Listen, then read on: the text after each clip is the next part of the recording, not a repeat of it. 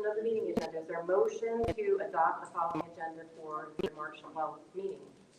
Second. May 7th meeting, sorry. Jonathan? Okay, your note, Josh, right, okay. Okay, call the roll, please. Josh Hagan? This is a dot agenda meeting. Okay. Yes. Karen Humphries? Yes. Kathy Krupko, yes. Brian? Yes. And Jonathan Swift. Yes. Awesome. Okay, work session discussion. Okay, good evening. We have 3 items on our work session discussion for this evening. We're going to start with, we have Solar Free Start LLC to come and give an update to the board. So we're going to go ahead and have them come to the podium and go and give an update to the board.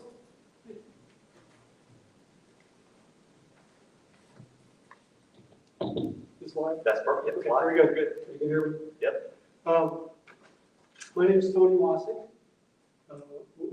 We are Solar Free Start. Several of our members are here also. And we thank you for allowing us time to speak to you, where we hope to tell you the rest of the story. The status as of right now is the info meetings are done. Application submission was in February 28th. Application completion was done April 26th this year. All are done. From here on, the investigation starts, and it'll go 60 to 90 days, after which is a public hearing, adjunctory hearing, and then the board decisions are yet to be scheduled. So we're not going to concentrate on scientific studies to try and convince you of the hazards present in the solar industrial facilities. There is so much of that information on the internet from reliable universities, consumer protection organizations, and even the government itself. We can make what we have available to you if you would like, but your own research is what is most valuable to you. Rather, we would just like to hit some points that we feel might be of most interest to you. So the following statements that are of the issues as we understand them, and you should rely on your own research to verify anything. So I'm going to just make some bullet points down the line here. First, per the Ohio Administrative Code, the pilot program you might be familiar with, it caps the megawatt capacity per year at $9,000. It also says that the county commissioners are only obligated to spend 7,000 of that, or distribute 7,000 of that. And that's in the law. After that, the landowners leasing their farm to Samsung will not pay real estate taxes. The shortfall in the levy amounts will be made up by raising everyone else's taxes, property taxes. The county commissioners do not have to accept this program, but it is unknown at this point what the actual taxes would be if the pilot is turned down. So it's, to me, that's up in the air. Second, much of the labor to build a solar industrial complex will most likely be brought in from out of county or out of state. Those wages, as we see it, do not boost the local economy, although it might help the alliance area with hotels and restaurants for the temporary workers.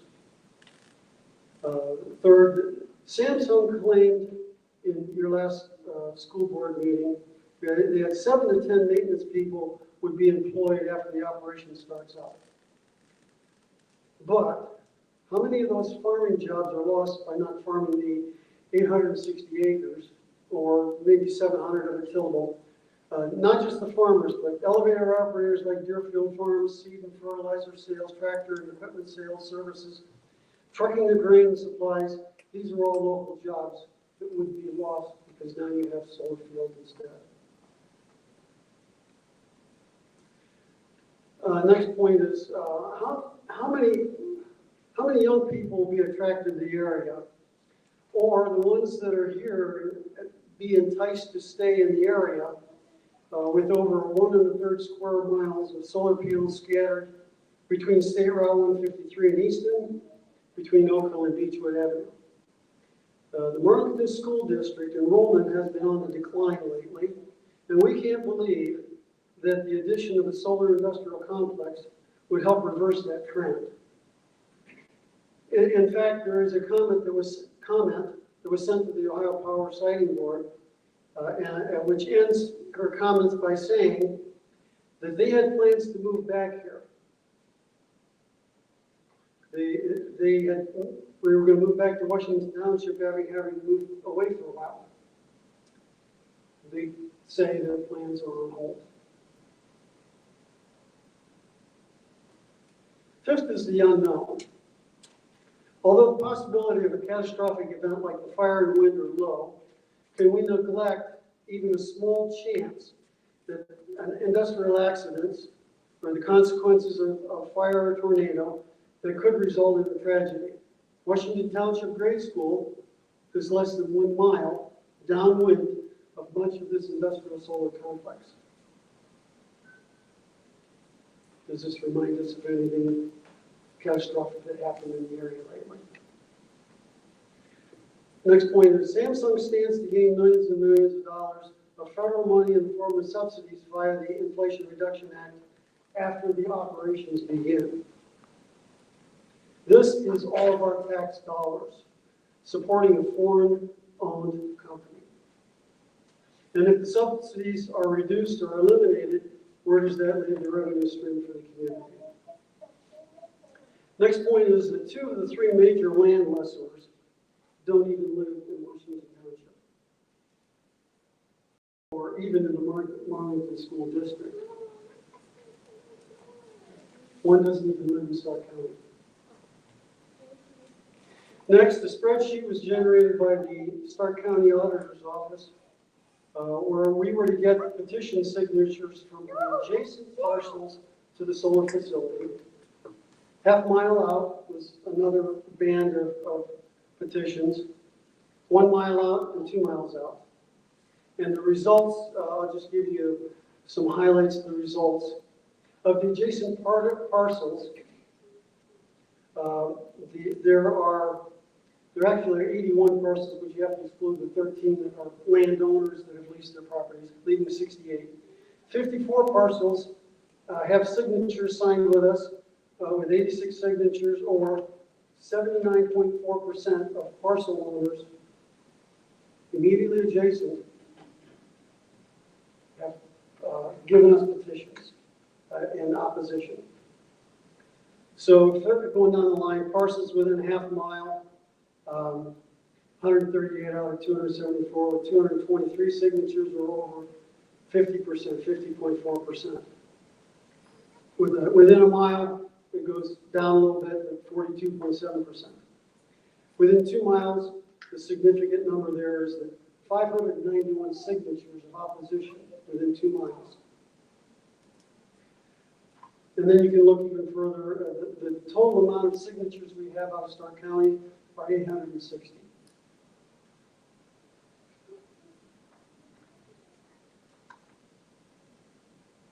Also, townships, the county townships have spoken. Probably read the paper, 14 out of 17 townships have now voted to restrict wind and solar from being developed in the non-industrial areas of the township. This includes Washington, Lexington, and Marlboro. Although Marlboro kind of put, they are allowing, like, I think, some wind, exception for wind. But that should give you an idea of the sentiment of the people there. Lastly, there's a glare or reflection from the solar panels issue that we are very concerned about. And this is according to Samsung's application, and I quote, portions of the following major public roads are identified as having visibility of the facility PV arrays. Louisville, Beechwood, Hartselle, Oak Hill, and Salem Church, and Senfield. Glare received by road users traveling along Beechwood Avenue, Oak Hill, and Senfield panel arrays will mostly be viewable in the 60 to 120 degree degrees relative to the orientation of these roads well outside of the road user's inner field. Although the majority of the glare produced by these facilities would be received outside the road user's inner field of view, plus or minus 15 degrees, glare may be received within a road user's inner view under some conditions along short segments less than half a mile of blinding sun of Louisville, Beechwood, Hartsville, and Salem Church. End of quote. In Samsung's conclusion, they say that the solar glare hazard analysis tool, however, they say they use that tool. However, this tool is a conceptual model with limited accuracy in quantifying potential glare exposure for ground-based receptors in locations such as a facility where terrestrial and atmospheric obstructions limit the production of glare are common. We look at this, and for a bus driver, the outside view means he's looking in his rear view mirror and he's got to look at all different directions, or he or she. On narrow roads like Salem Church and Sunfield, buses are hard enough to maneuver without having additional glare. So in conclusion, we ask that if Marlington School Board is considering taking a position as to whether or not to support an opposition to this solar industrial complex, we would ask you to make the resolution as such. If that's not consideration by this board, we would recommend at least a resolution in neutrality. Resolutions in this form of comments, something that our Power Siting Board should be sent no later than 45 days after the notification of completion, or it should end up about June 10th. So, that's that. Any questions?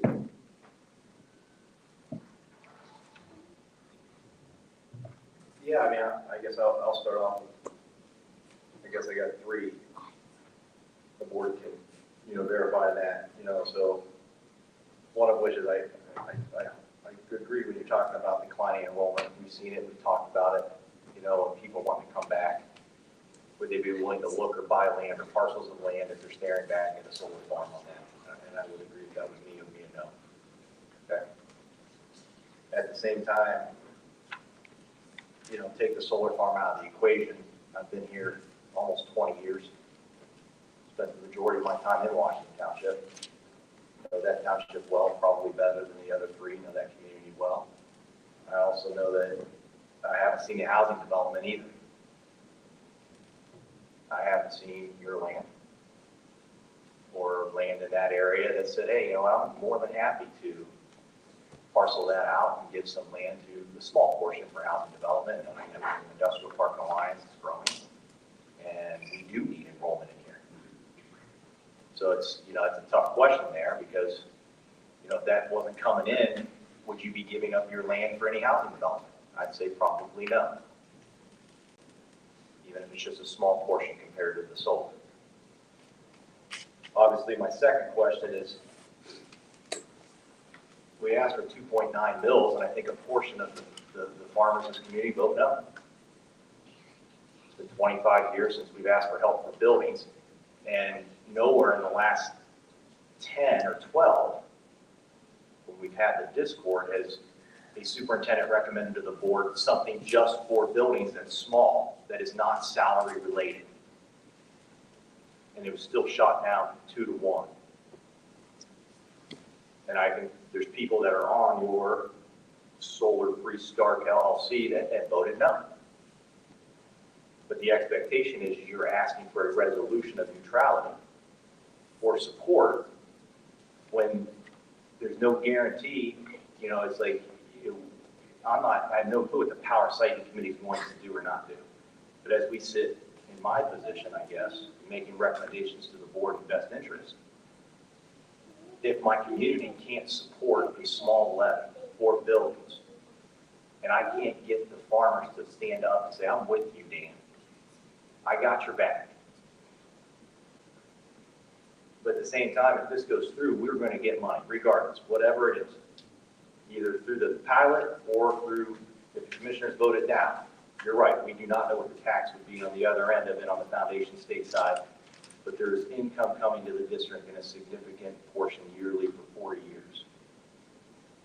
Well, that, I mean, we have to balance at some point here because after 22 or 23 years of no operating money, 25 years of no money with our 5 buildings, which I'm in support of, as everybody knows, at some point, where's the give? So, I have a hard time sitting in my position and making a recommendation when I agree with what you're saying in heart. But what happens if, let's just say we had a resolution to say we are not for it, which I'm okay with if that's where the board's going. But at the same time, I come back a year from now and say, I want to ask for 2.5 mil building levy, and then I get the same response. I don't really know if you have an answer to that, but that's kind of where I stand when you're talking about asking us, because we run on money. We're a people business. I would only respond this way. Let us know how we can help. We're not sure. I'm not sure. I've never worked on a levy before, for a levy before.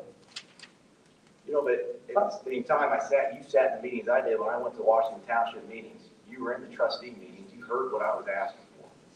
Yes. And I was very clear. And I can tell you right now that there's a large portion of your group that did not vote yes. Some did, but a large did not. And I'm okay. They have no problem telling me that they didn't, and that's fine. But we have to find some ground here to say both. And so and I'm with that. That's kind of my question. I'm not saying I'm for solar. Don't get me wrong. You know where I stand. I'm not going to, we'll stick on the neutral side of things right here because I'm a school district, but we need some help. We do. Yeah, I could only add to that I think that pretty much everybody has seen how many no large-scale solar sites are out there. And we had influence in getting those out there. Very possibly we could have influence in getting a sign next to that.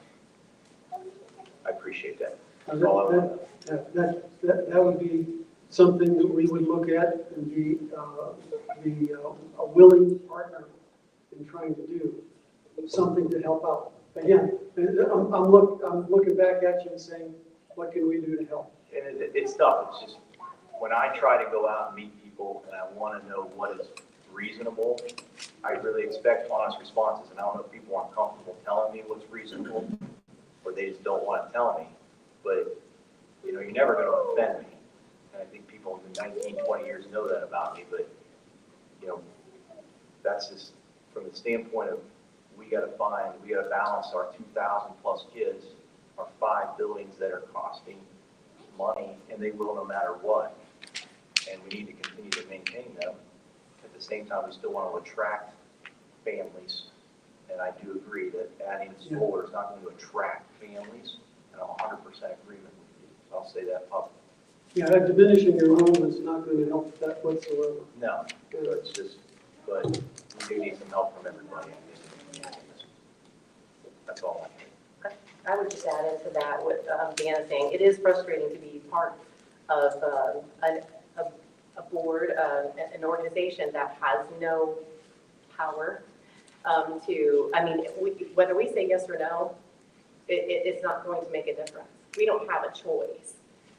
So if we put ourselves in the crosshairs of that, either way, there's going to be someone who says, yep, I'm voting for your levy because you stood up to that. I'm not voting for your levy because you stood up to that.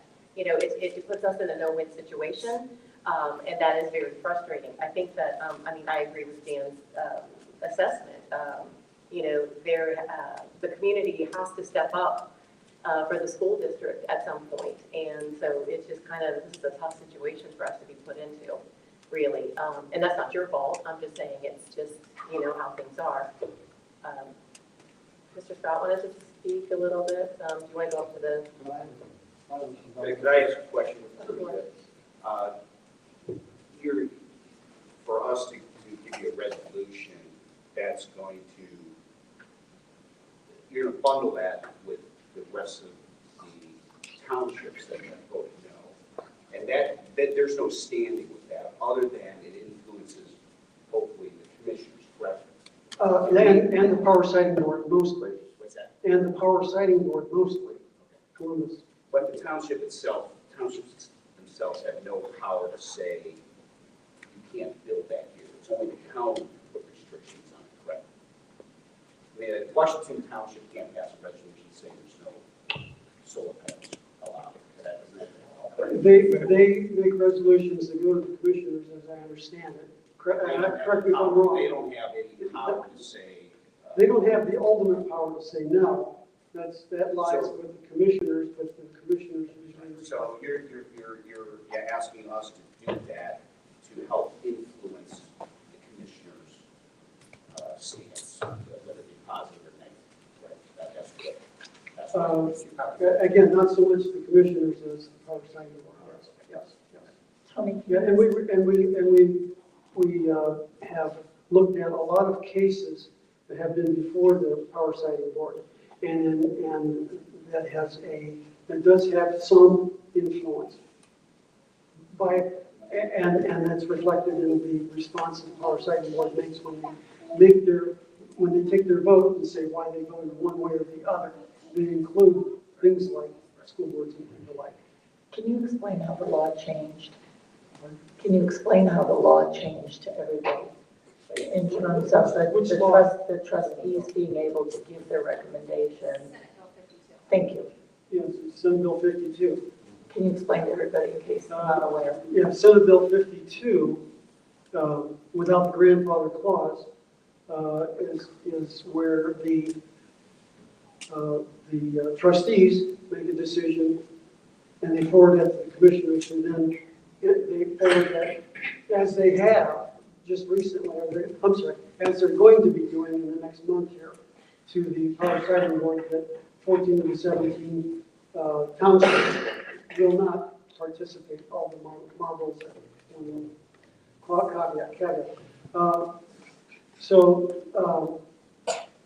That's the way it normally goes. This one is a little different in that they were grandfathered in, and being grandfathered in, then it took on a new part of the Senate Bill 52, which then you do this ad hoc member for the trustees of Washington Township, and an ad hoc member comes from the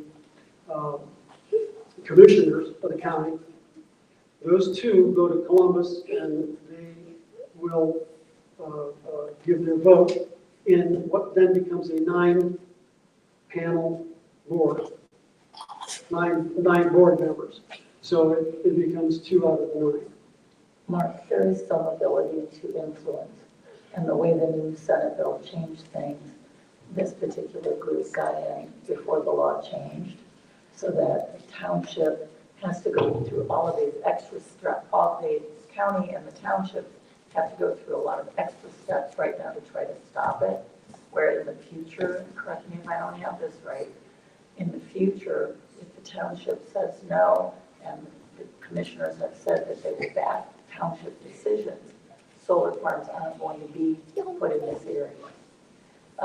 One thing, when you invited me to your meeting, we talked about was fires that, and I know you would like us to do some of our own research, but I think 2 issues directly impact our schools. One being that these lithium batteries are going to be stored within a mile of Washington Elementary. And I certainly don't want us to become another East Palestine, but can you outline what has happened in the couple of areas that have had fires in their storage areas, and the fact that we don't know what's seeping into the ground, and the catastrophic event that takes place, and whether or not our students will be safe, that there are how many wells within a very tight, gas wells and gas lines within a tight area of these lithium batteries, that if those explode, how does that impact our school? How does that impact, the glare issue with busing? And so if you could get into that a little bit more, simply because it does impact us as school board, and it impacts our students and our staff and our properties. So if you guys, whoever knows it Well, one best, of the we reasons- need to talk. One of the reasons, yeah, anybody can speak, I guess, but one of the reasons we don't do that is because it seems like on the internet, you see 10 articles on one side and 10 articles on the other, whether it's ground contamination, wells, if it's solar panels catching fire. You can read either side of that and come to different conclusions, obviously. That's why we don't try and present those as evidence as to why you should or shouldn't do a vote. But if I'm not mistaken, the battery station that burned was in New York State, wasn't it? And, as I recall, they had to let it burn out because it's a lithium-ion battery station. And, you just don't put out those fires. You just don't, they just let them burn. If a lithium-ion battery in a car catches fire, what do? They let it burn. You have 4 more minutes before Columbus comes on. No, that's fine. I said 5:30 is what I told him. Oh, Well, Tony can come up, absolutely. Say. No, I take everybody's space of time. We could talk a lot about all the issues around lithium batteries. I think most folks that have a minimum amount of information know that they're unstable. I mean, all the lithium batteries that you have on your tools, they won't send them UPS because they're so far. You got to be careful with that. But the more important point that I wanted to address was the fact that, we'd like to get a resolution of support from the Board of Education. Mr. Ryan, you mentioned the fact that, the benefit of that would be for the county commissioners. Well, we kind of hit on the fact that the outfit that made the application just got it in prior to Senate Bill 52 changing. I mean, they just made it by the skin of their teeth. If they don't, we're not here tonight. Marlboro and Lexington don't have to worry about it. There's nothing coming their way. They've got full control and can stop right at the trustees. We're not in that. We're unfortunately not in that situation. So we're doing the darndest that we can to generate support and trying to keep Washington Township free from this stuff. We talked about the school. I know a little bit about that. We also know that you sitting around the table have gone through a lot of stress over the years with issues, so to speak. There's no doubt that has impact on the voters. In my opinion, I think we're going to try and wait and see to say, how's this board going to grab hold of this school and straighten it out? Then the confidence will come. And what I was thinking was, this is a golden opportunity in spirit to say, look, we want to see, I voted for the levy. I voted especially for the PI because I don't know what else you're supposed to do. Being in that situation, you've told me that you don't want new schools. You don't want them on the current site. You don't want the big building. Okay, we got our schools. It's all good. We got to keep them in running order. And it's not cheap to do that, especially with old buildings. Okay, what's done is done. You can't cry over spilled milk. Let's get you the money that you need so that you can keep the buildings looking nice, keep them safe, warm, and dry. The spirit that I was thinking about was, hey, let's jump on board with this. I think part of the reason why the PI went down this last time is because there was some questions around solar. And solar coming in and people supporting that will tell you how much money the school's going to get. All right? Maybe that's true, maybe it's not. But what I'm saying is, if we can get people to come together for our cause, we certainly can generate that same get to itness to do the same thing for the school. And what we're trying to say is, hey, we're willing to try to do the best that we can. And by no stretch of the imagination is this quid pro quo, they call it. It's not that. It's about trying to come together and showing that we can take positive steps forward. And maybe this will be the first step that's saying, we can rally the troops to do the right thing. I mean, these people here are worried about solar. We talk about school issues all the time because I'm a voice at that table for that. And a lot of folks don't understand how the board works, how board meetings are, and so on and so forth. And I said, they're in a tough spot right now. You're damned if you do, you're damned if you don't. What I'm trying to say is, if we can get the momentum, and part of that momentum comes from, I would think, the trustees, the school board, the PTOs, anybody and everybody that we can get in front of and explain what we're trying to do to move the district forward. It will be a movement of district forward. If we can conquer this, I don't see why we can't say, look, guys, the board stood up for us. They didn't have to. They stood up for us. They took a chance, and they said, we're going to support this because Marlboro, Lexington, and Washington Township all have voted against this. So I feel that you're on fairly solid ground. That's me looking at it. I don't know the inner workings of what you're dealing with right now because I know there's a million of us. But I'm just looking at it from that standpoint. And if we can take that first step where we can build some positive momentum, stop this negativity that someone has on their own personal website, and we all know who that is. That person has caused a lot of heartache with what we're dealing with right now. And we need to come up, we need to get over that, and we need to build back the trust that Marlington had for years. They never failed levies 20 years ago, never. It was a thing that the board said they needed it, the community supported it, and everybody went on. But things have changed, and we know that it hasn't been for good. Somehow we got to stop that, break that chain, and start positive things coming across. We're hoping that we can be a part of the solution, not part of the problem. Thank you.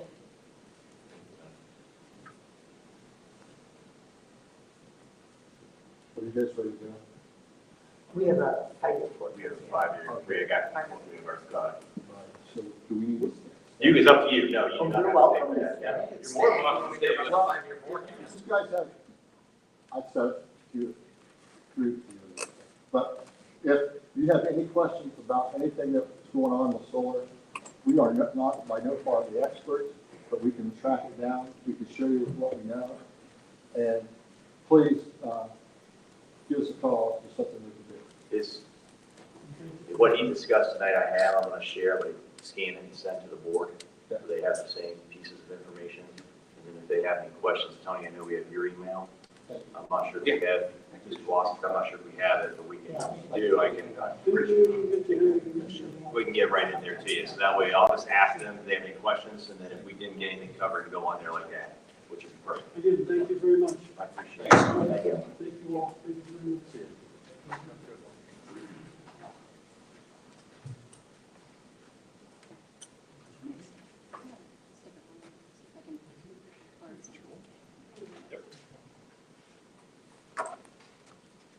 Take care. Ryan, can you hear me? I can hear you. Hello, Ryan. How's it going? Welcome. I don't know, how's it going?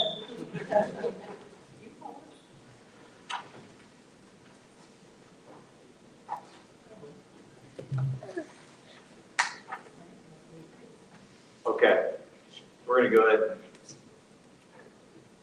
We're gonna go ahead and get started on the 5-year forecast review. So, honestly, we have Ryan here to kind of lead the way. So inside your packet, I gave you, basically 5-year forecast financial support that I asked, Ryan sent over to me to be able to print off for you.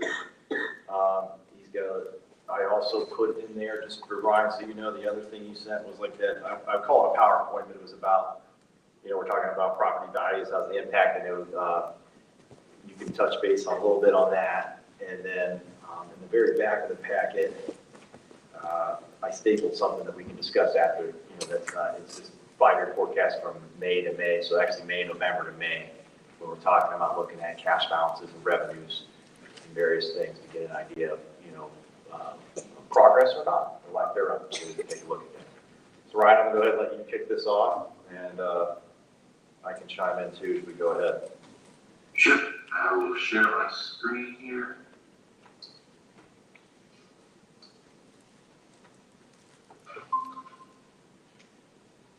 All right, at any time, let me know if you have any questions. If you can't, my screen is not displaying properly, just let me know. Thanks for having me again. I'm working with Superintendent and Treasurer on this current forecast, and my goal is to go over what changes have occurred since we presented the forecast in November, where the district is currently heading, and what type of variables we may have in there. So based on the current forecast, we have your data through April, so you have 2 months left in the fiscal year, so we're pretty comfortable with where you're going to end 24. We think you're going to end 24 with a $237,000 operating surplus, meaning you brought in more revenue for the year than you expended, which should increase your cash balance by the end of this fiscal year to $7,635,000. Looking forward, we believe that you're, based off of the projections we have in right now on the revenue and expense side, that you're pretty much going to have a balanced budget within $25,000 next fiscal year. That grows a little bit, assuming you pass your renewal levy, which if you do not, the first time it come off will be half of it fiscal year 26. Assuming you pass that, then you'll have a $181,000 operating deficit in 2026, and that starts to grow in 27 and 28. One of the important things that I've worked with the district for quite a bit of time now, and this forecast has continued to get more financially stable over the last couple of years. You have a number of factors that has caused that. Number one, the district has made budget reduction that has assisted in helping the financial stability of the district. Number two, with the COVID ESSER funding that you guys received, that definitely helped offset some of the expenses that you had.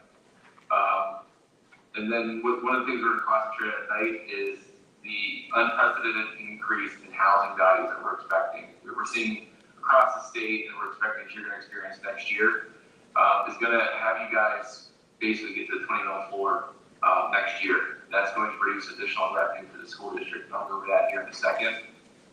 And then another thing is the investment market has been really improved over the last 4 years. We went from a environment that had basically zero interest rates for the type of investment to now you're seeing, we're expecting this year to over $500,000 in interest income.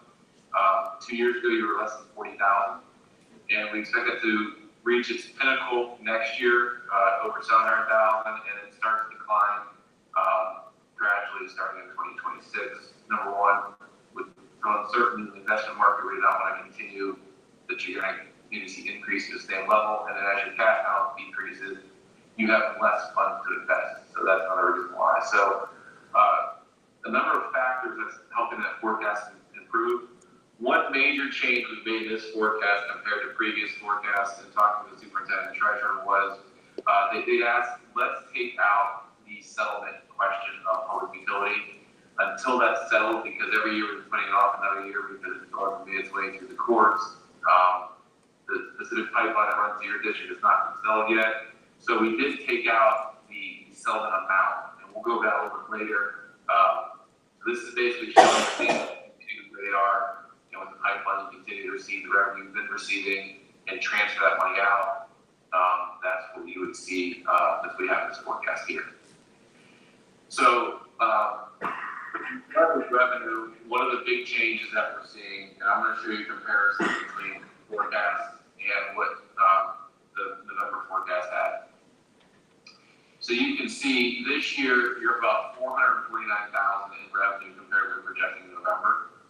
The majority of that revenue is you did get some additional revenue from the state in the form of, number one, literacy funding, and then number two, you had some adjustments. And since you guys are a guaranteed district, this is basically the transportation and preschool funding left a little bit. So that's why area here.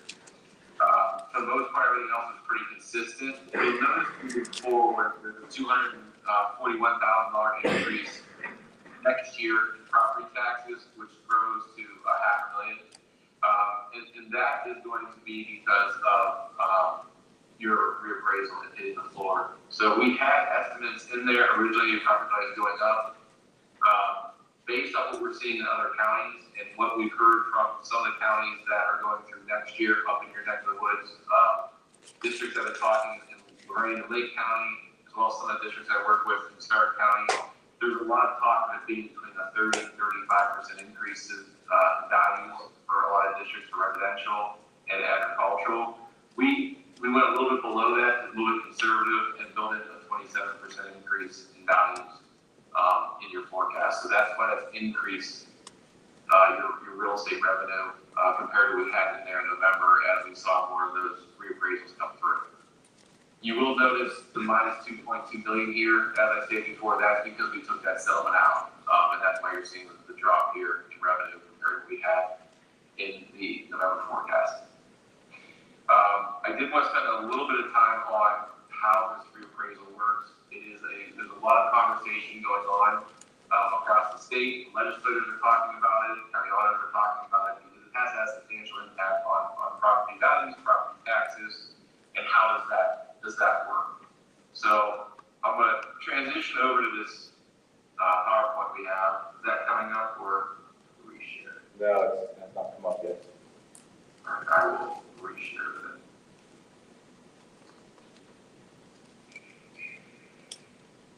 All right, so hopefully now it is showing. And so historically, on the left-hand side, this visual is meant to represent, this is what's happened with your property values historically. So in 15, you had about almost 14% increase. In 2018 values, you had about almost 11% increase, and then almost 17% in 21. At the same time, when you look at what happened with your tax rates, as these values have increased, your rates decrease. So you went down 9.57%, 7.33, and 10.33.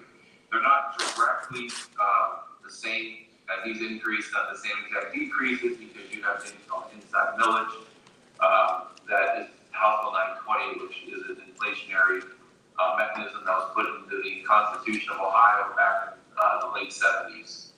There's not a pot inside millage. So you did get some growth on your inside millage, but for the rest of your operating millage, as values go up, they reduce your millage to bring in the same amount of revenue. That continues to go down. Your millage continues to go down. I'll show you here in a second until you hit the 20 mil floor. So moving forward, what we're seeing is you'll see 28.13% overall increase in values in 24, and only a 2.56% drop in your tax rates in that same year. So obviously much different than what we saw historically, and that's because we estimate you're going to hit the floor in 2024.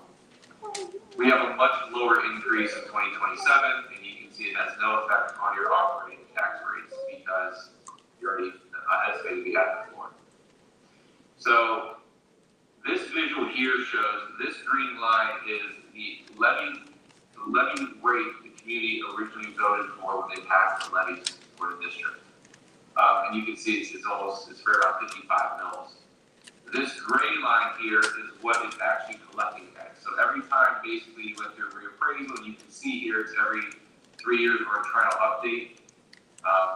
So they happen every 6 years of reappraisal, in between every 6 years of trying to update. You can see that you've seen a drop in your millage. This yellow line represents the 20 mil floor. So this has been continuing to drop.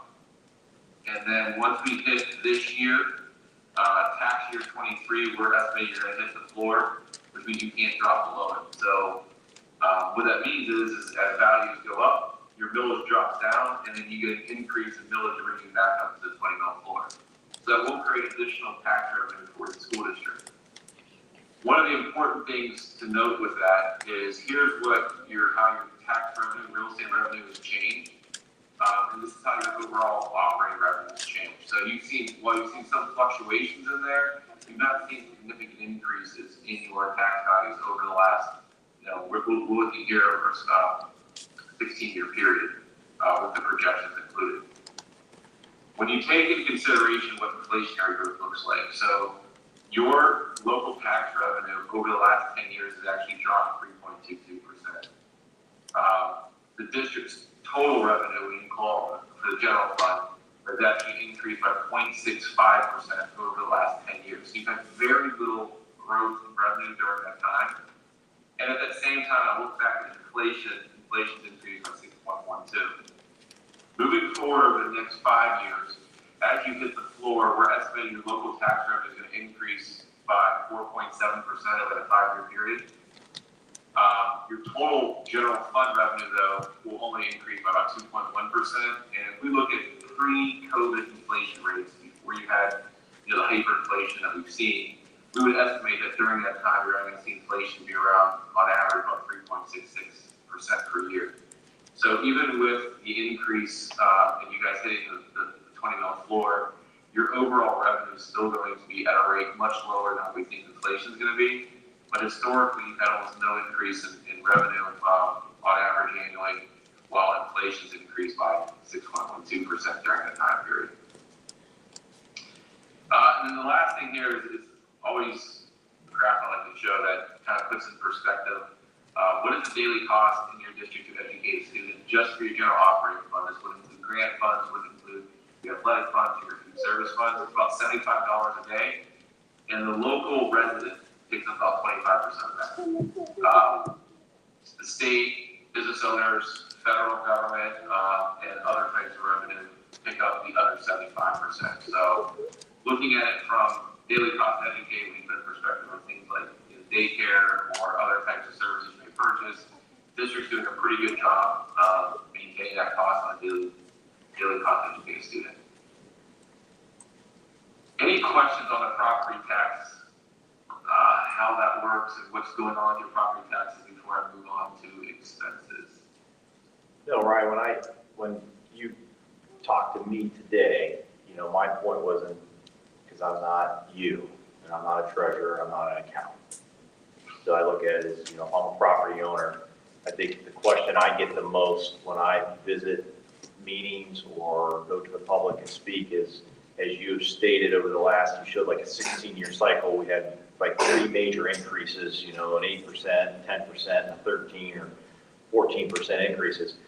People say over the last 20 years, my property taxes have increased, 20 or 30%. So obviously you guys are getting money.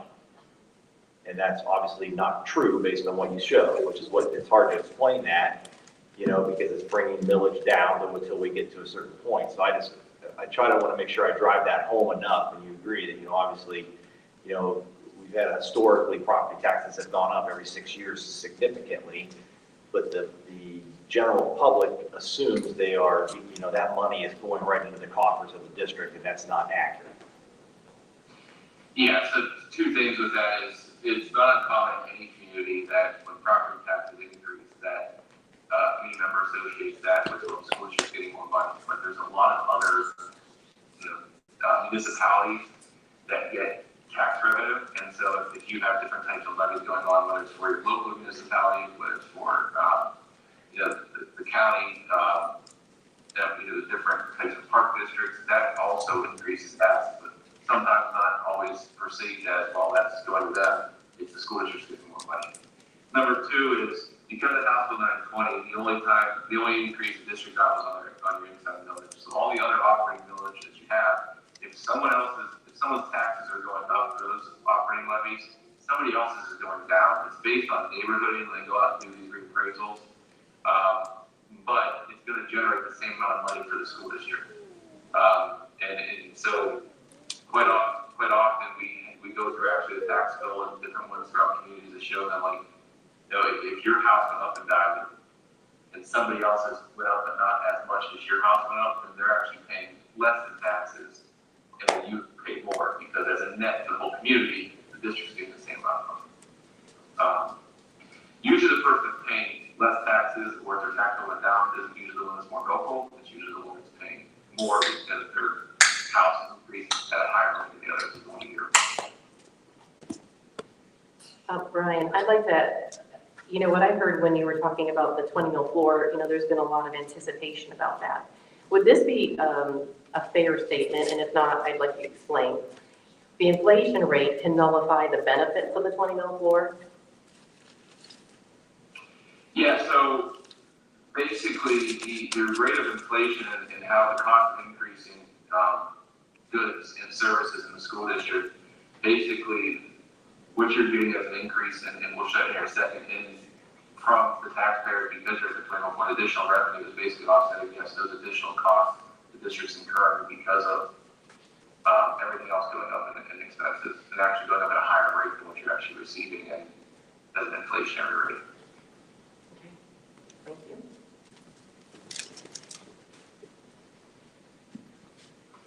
All right, so we won't know for sure what your specific district values go up until probably, hopefully we get an idea from the county this summer. Sometimes they release information early. Some counties this last go around, if they were going through evaluation this past year, some of the counties didn't get it out until after the forecast was due. But we're hoping a lot of counties are able to get that information to the school district before their forecasts are due. We should have a more definitive number on what your agricultural values are going up, what your residential are going up, and what your commercial. And commercial is more of an unknown because we don't have the data. It's different for every type of community what type of commercial property they have. So it's not a significant source in comparison to residential, and for you guys, but it's still something we'll pay attention to.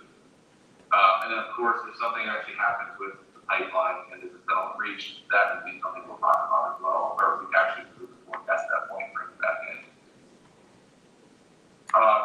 When we look at expenses and what's going on on the expense side, let me bring up that visual for you. So obviously, your salary and benefits here are include your salary, your most significant expense, followed by benefits, and then we have your purchase services with supplies, capital outlay, other expenses being much lower.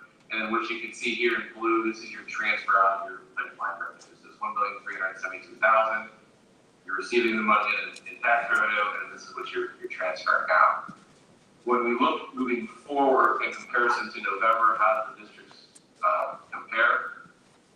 We did see that there was an increase in salaries, some additional classified expenses came through, and then your substitute costs increased as well. So that's the increase here compared to what we had in November. Besides that, purchase services, supplies, everything else came in pretty much under budget. So this was the main thing here, $399,000. What's important to note though is the district in total in comparison to November, your revenue came in $449,000 more than we anticipated. Your expenses came in $399,000 more than we anticipated. So in total, your cash balance is higher than we anticipated because you got more revenue than we were expecting and offset the increase in expenses. Moving forward, you can see some of those costs. You don't see a $400,000 increase in 25 like you see in 24. The reason is that the district has additional staffing reductions built into their budget reduction plan in 25, which reduced some of the increase they saw in 24. And that's even including us bringing back some of the ESSER costs. The reductions the district's making in other staffing positions more than offset the ESSER funds coming back, as well as a portion of the additional salary over this year. So that's definitely a good thing that reduced that amount there. What are those specific reductions? Wait till he's done. And so the only other big one here is you can see that this $2.7 million difference down here, and that's just simply we had to sell it on the revenue side, and we had it being transferred out. We took it out of both places, so it's really net. There's no net effect on the forecast with that. So looking at the once again, this simplified version of the forecast, my goal was when I was a treasurer was always to have a more 10% operating match. You guys have achieved that. And then also to have a balanced budget 2 years out, you're extremely close to that year. So I think if we, for a 3-year period, the current year and the 2 years out, the district's in a stable position, a little bit of work to do to get these ones, to zero, but that's on 27, really, on $54 million, if you take $27 million in expenses and, $27 million in revenue, that's a very small percentage. The district was within about 0.5% 0.5% of what they thought they'd be for the current year. So I think the district's in a good position as we continue to look forward 5 years out. That's much farther in the future. Making note of that next year as well, as it comes to this year here, we'll have more information. But definitely for the 3-year outlook, including this year, I think you guys are in a much better place than you were when I started working with the district. As I mentioned when I started the presentation, there's been quite a few factors that led you here.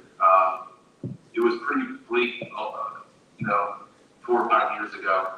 And all those things we mentioned, the 20 floor, the budget reductions the district's put into place, the interest rate environment, and the ESSER COVID funds has really helped the district get on the right way of where it currently needs to be. So you're saying we're doing something right? So the train is going on the right track, yes. Excellent, thank you. So none of your calculations include this solar farm that's in Washington Township potentially going in? It does not, no. Can you, how will it affect the 20 mil floor, depending on how we get the funding from Samsung, if it goes through? And we were told that the owners of the property that are leasing to Samsung will no longer be paying property taxes, so that'll decrease our income. Did he say that that's what it was going to be, or that was a possibility depending on how it's set up? I didn't understand that either. I thought it was, that's how it's gonna be, they will no longer pay property tax. So how does that potentially impact our forecast? With or without the solar farm? Does it get better, does it get worse if we have the solar farm? If it goes away and doesn't exist, what happens?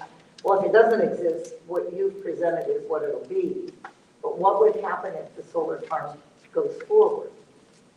I don't have a lot, I've not seen a lot of information on the solar farm. If you would like what I can do, we have a tax expert on the team that works with our taxation. I can do an analysis for you and show you a version of the forecast. Here's what happens to your property taxes, here's what it looks like with your revenue coming in. So right now, I can't provide you with an answer though, because I haven't seen it. That's fair. But even so, isn't that zoned agricultural and it's at a highly reduced rate anyhow as it is? Yeah.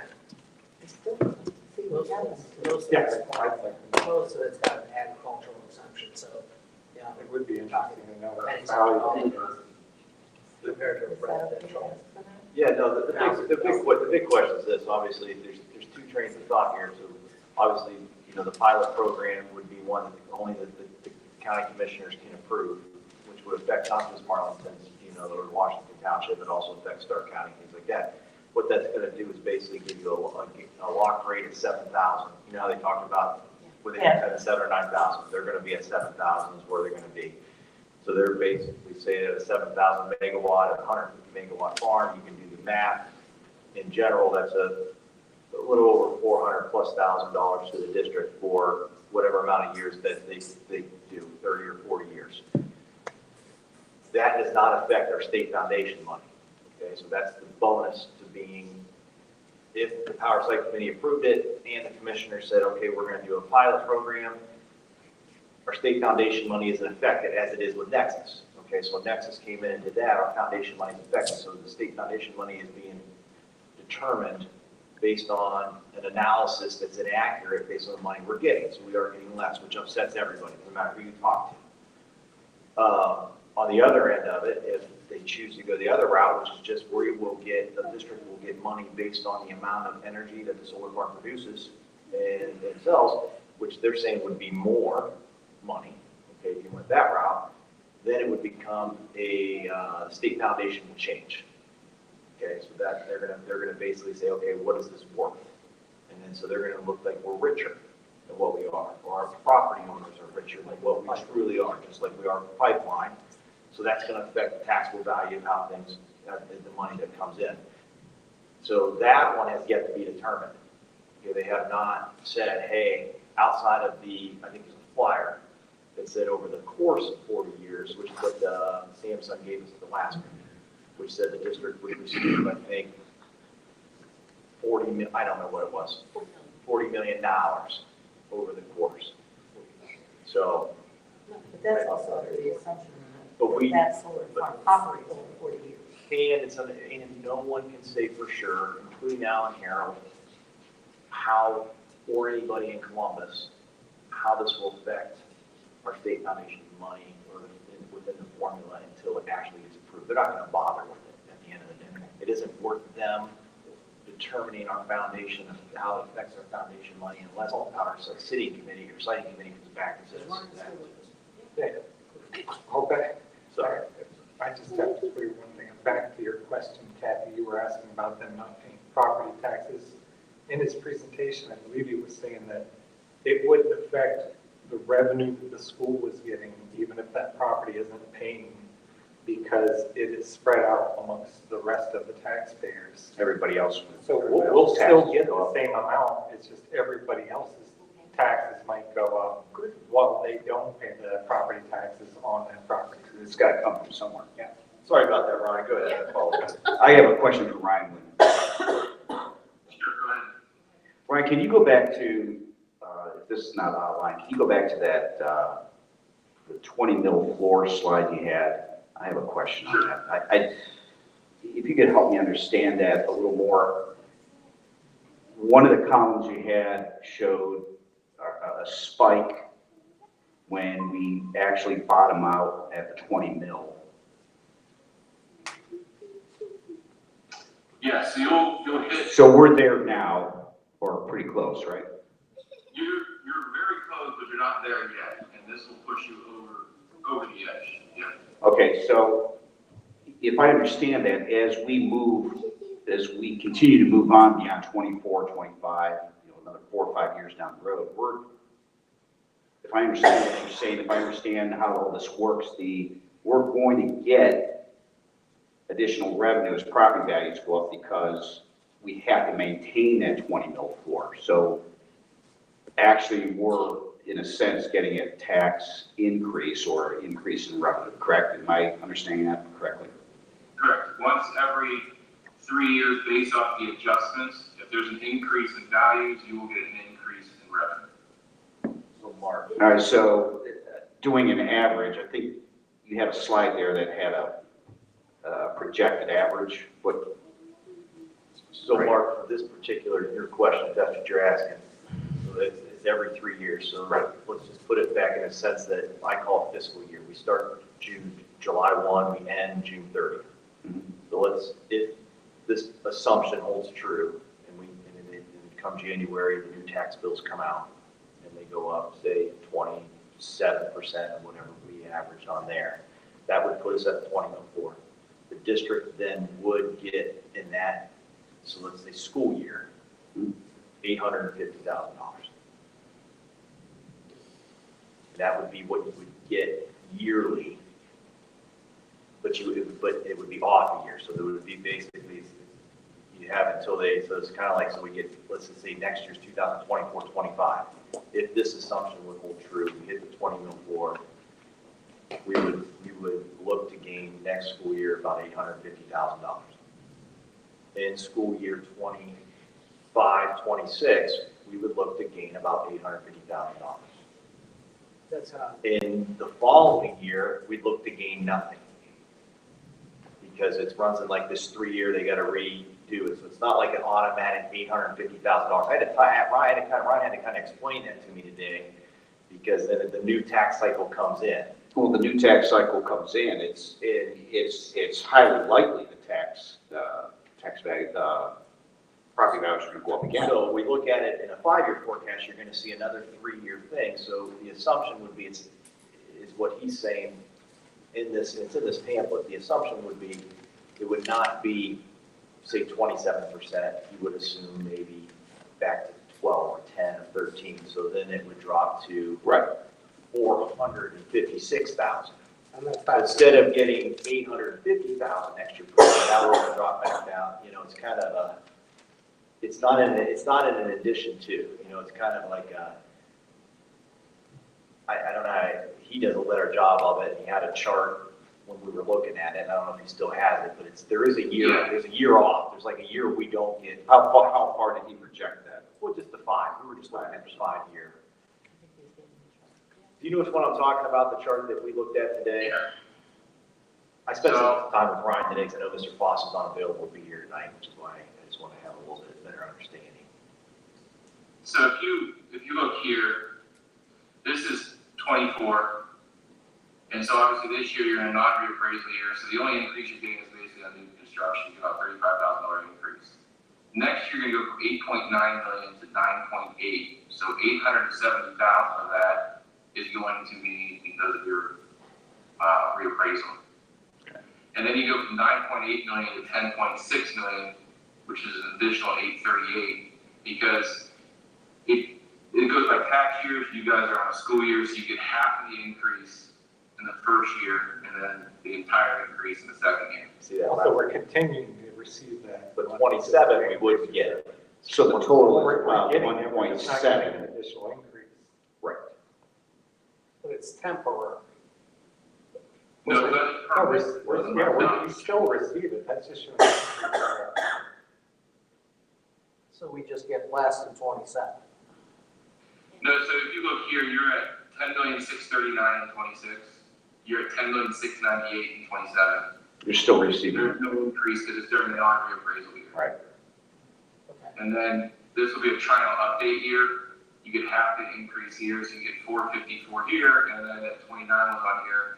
This number would be more like 11,600,000. Okay. You explain that better. I'm not. Thank you. agreeing. Still, what, 1.8 million? And what you see here is by half, these numbers up here. So you can see the second half is actually, we call it the fall settlement. That doesn't change because it doesn't go into effect until January. And you can see the increase comes in the spring half here, where that additional 800,000 comes into play. And then you can see the additional amount comes in here, which is higher than this amount here. These two stay the same, and it keeps going that cycle. Now, while not typical, if values go down, which we saw during the recession, you come off the floor, and now you're back to that point where until values increase, your millage is above the floor. And until you hit the 20 mil floor, you would not get any additional increase. So it's always a one-year look back to how much money did it generate the previous year. And so if values go down, you come off the floor, it's going to generate what it did the previous year. All right. Thank you.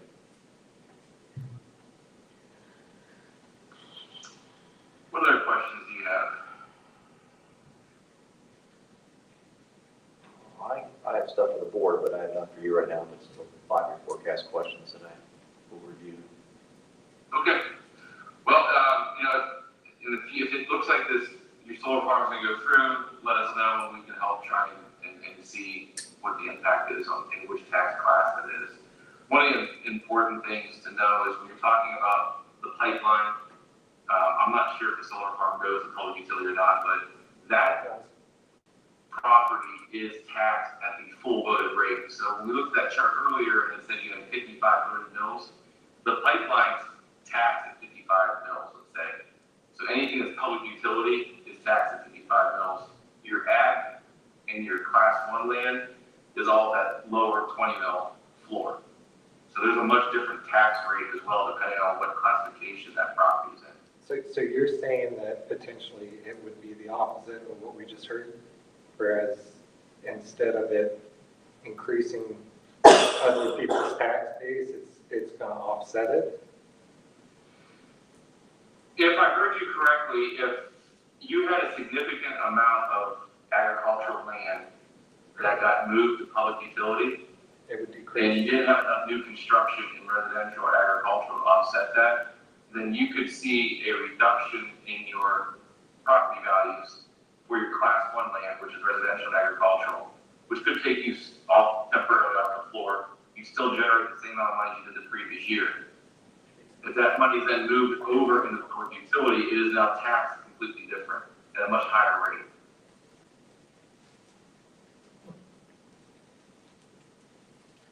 So I want to make sure we do a thorough analysis before I try to tell you what exactly is happening there.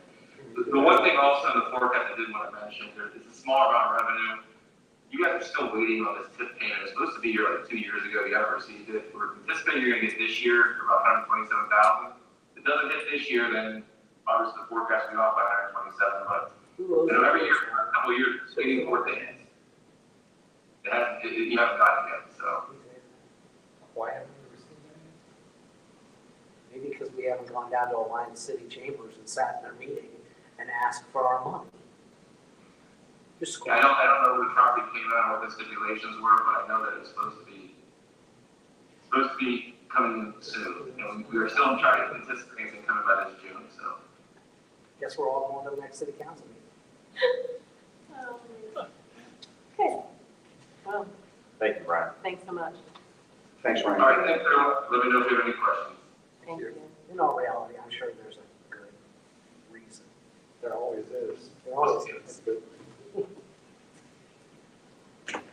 Yeah. Potholes. Okay, so a few things I want to talk about with this 5-year forecast, and then any questions you have after what Ryan talked about. Just some highlights. So in your packet, I basically gave you a staple in the back. You'll see at the bottom, I'll say May 2024, so that's the current 5-year forecast as you would have potentially approved next, right as is. So obviously what, you know, the two big lines you're looking at is obviously 6.010, and obviously 15.010. All right, those are your two lines you're kind of, if you want to, as a guide, as he said, you know, we're looking at ending this year in 2024, $237,303 in the surplus, with a carryover of basically of an on-reserve fund balance of $7,635,495. And then it goes out. Now, if you go back one page and you look at November, so that was this year when we did this. Again, you go to line 61010, and you look at what was anticipated as our end balance at the end of the year. We figured we'd be in a plus of $183,000 with a $7.5 million carryover. So it's, you know, we've kind of, you know, made some adjustments, so we're not too far off there. If you go to year two, you look at, we were anticipated to be negative spending $339,000 in 25. In November is what we told you, which we were okay with. We're down to 25,000. Now, I went back one more year. If you go back to May of 23, so if you go a year-to-year cycle, which is a little bit better accuracy, if you look at where we were anticipating even on from a line 15010, if you look at year 2027, which when we were looking at spending negative $2 million. You look at year 27 right now, a year later, we're positive $6 million. So what I always tell you, that year 4, 5 is always, you know, you can go back year after year, it's always in the red. You know, I really, in my mind, it's those first 3 years, you can try to really kind of key in on making a good target. I said this since I've stepped foot on here. I don't put a lot of stock in year 4, 5. I think it's too hard to plan out that far.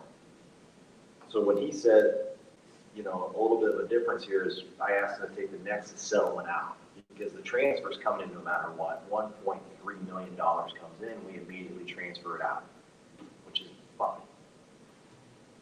That's what we're using to continue to maintain our current buildings and do the things that we're doing with the PI we have. What he had initially in there for 27 or even 28 was a settlement. So if it would settle, his assumption was we would get like a one-time settlement back pay of like $2 million, a little more than that. And then, you know, in addition to him and I talked, moving forward, it would probably be an additional $500,000, what we would get then for a significant amount of time. I didn't want to put it in there because Alan made it very clear it's really stalled. So luckily Rover has settled. So with Rover settling, I think it's going to benefit us and Nexus Pipeline community down the road. So I'm hoping for better news in the next year or so. Because of Rover settling, I think it's going to help our thing. So hopefully, you know, like I said, if that would settle, then we would just have to basically put it into the forecast and make some decisions, and it would have reflected that. We just would hold a meeting to do an adjustment in our 5-year forecast. I did not ask for solar to be put in it because it's sitting in the same condition. You know, we don't know which way, so there's no reason to assume something that we know we don't for sure have. you could almost, the only reason I put the assumption in my ask for the 20 mil floor was is because even though we're not going to see the tax, I talked to Alan today, even though, the communities aren't going to see their tax bills till January, we have to assume a significant increase based on the surrounding communities. Is where we're at. So are you planning on following up with Ryan about the solar farm issue with, how that might affect the 20 mil floor? I mean, if that takes us off the 20 mil floor, we will lose more money than we gain from it. Right. So it might not be a bad idea, if that's the case, for the board to consider a resolution. Yep, I would absolutely do that. Which was interesting, he said that, based on That was something I hadn't even thought of, and that would have been a good question for the guy from Samsung. I'm sure he would have been thrown off by that.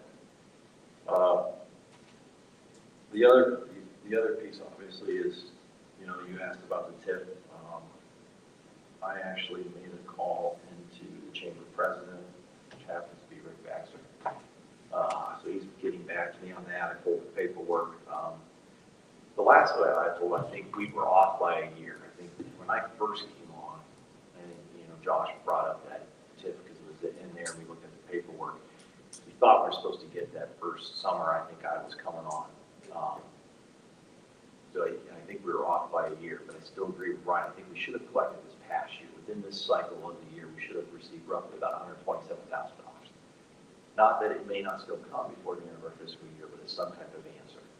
So he wanted to be clear. I almost took it out and said, don't. He said, because that's what you're owed that no matter what. But at the same time, he said, you could close the year in June 30th and be $127,000 off from what I'm telling you is a forecast. But if we're still owed it, should be paid out next year. They should, yes, but either way, you still close out the year in the books Send them a 60-day notice. on that end of it. So Ryan wanted to make sure that that was stated on that aspect of it with that.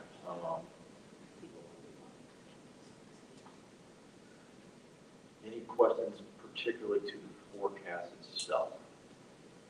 Other than that, I would like to see some of those differences with the solar farm, because if they're asking us to consider a resolution, and the deadline for it is June We 10th, need to do something. we need to do something in our May meeting. And he's good with that. Okay. Because I think that makes a big difference. What's next? Our meeting's next week, right? We get 800,000 in solar and lose 1.8 million. Yeah, exactly. It'd be nice for the taxpayers, though.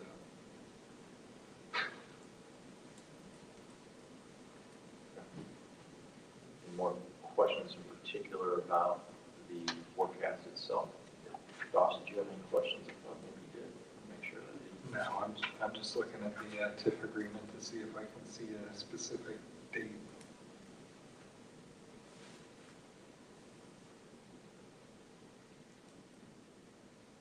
Is that a TIF agreement money been accumulating since we haven't gotten it for a couple years? They do it one time. I mean, it would be if they hadn't paid it. One time, No, I think it should be, we should get Every something year. every year. same, should be about 127. Well, part of the TIF agreement was 1% of the income tax. Which so, And there's people working there, so I don't know how we're I not. mean, they just started, technically their soft opening's obviously May 14th, so they should generate additionally more on top of that. Not officially. I will try to have a more clear answer next Thursday, since I've already reached out. At least from that Isn't aspect. there a governing board for that? Or is that just City of Alliance? That's the city. It says by June 1st of the following year that the city shall distribute income tax revenues. From what? From the official date? Yeah. That tip was signed right in the middle prior to me coming in, I think, that was right. Yeah, but I'm sure There those was no old agreement out, you know, they weren't operating, coming in, they're still not operating. Right. So the date of, May 14th, is that we don't know. official? There's some businesses open that are operating. Oh, yeah, that's when that one store was opening. Dunham's? Yeah, Dunham's is open. So- No, I mean, mine was supposed to open May 14th. So when they finally get every part of it rented out, then they'll Completely start done. paying. So they, Yeah. they leave one blank area. We don't know what that date is. You sure didn't fix the road back there. Douglas ought to feel like they got the short end of the stick.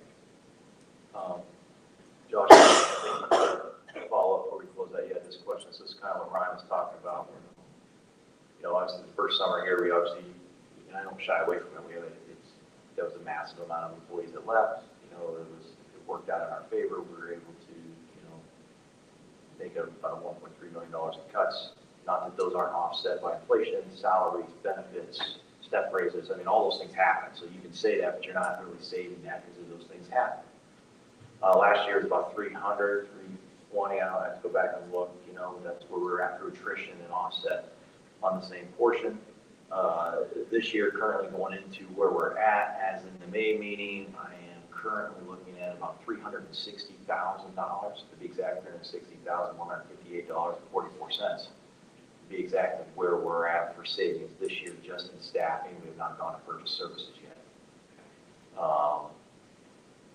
So what you're saying is we're gonna get pretty close. Well, again, it helps when you have teachers that retire or classified or certified that retire. You either choose to replace them or not. So we do have currently, I think, on a non-replaced, we have 1, 2, 3.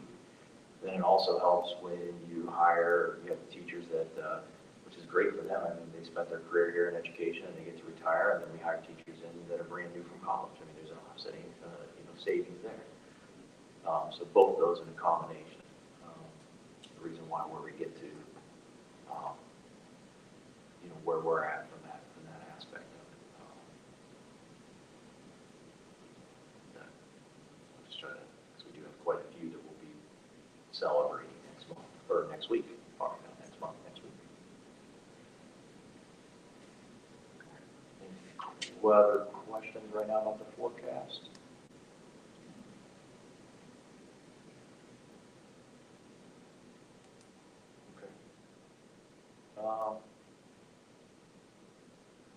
You can come back to it if you do, because it's a work session. The last thing I had at the work session was obviously the renewal levy discussion. So we have a 8.5 mil renewal, which is coming up. And it's last renewed in 2019.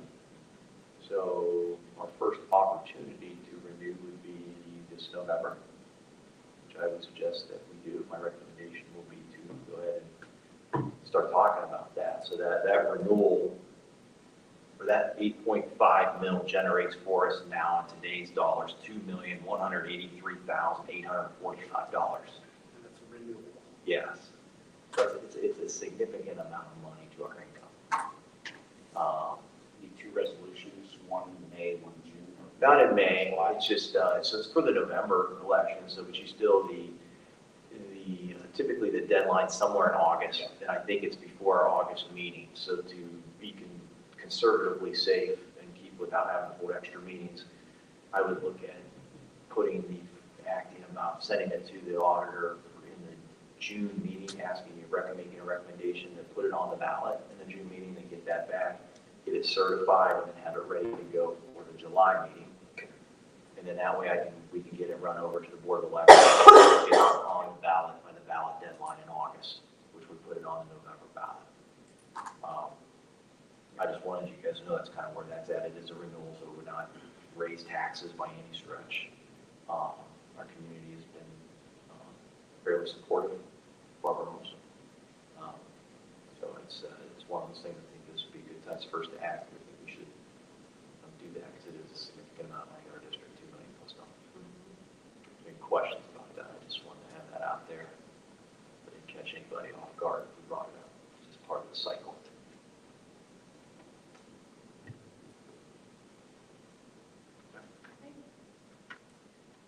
That's really all I have tonight, unless you guys have any more questions in particular about the forecast or renewal or anything else we talked about. Is there a motion to adjourn? Someone, Discussion? Call the roll, please. Josh Hagan, Yes. Karen Humphries, Yes. right?